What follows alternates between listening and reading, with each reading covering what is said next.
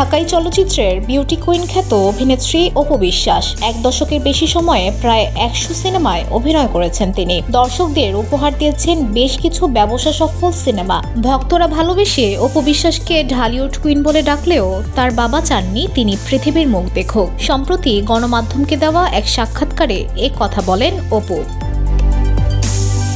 3 ভাই বোনের পর জন্ম অপুর, সে কারণেই বাবা মায়ের অনীহা ছিল তাকে পৃথিবীতে আনতে আর কোনো সন্তানের জন্ম দিতে। অপু বিশ্বাস বলেন, বাবা মা ওই সময় তো এত বুঝতেন না। যতটুকু মার মুখে শোনা যে 5 মাস পর হয়তো জানতে পেরেছেন যে আমি আসছি, তো তখন মা বাবা চাচ্ছিলেন না, যেহেতু আমার 3 ভাই বোন অলরেডি ছিলেন। বাবার চেয়ে কাকা ছিলেন সবচেয়ে কাছের মানুষ উল্লেখ করে অপু বলেন, কাকা আমার সবকিছু, একদম স্কুল থেকে সবকিছু। বাবাও অনেক ভালোবাসেন, কিন্তু আমার সমস্ত আবদার ছিল কাকার কাছে।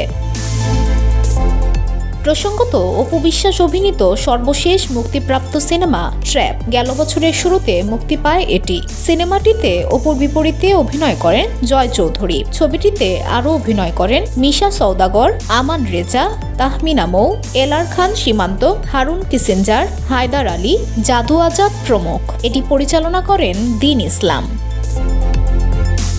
VOD Bangla news desk.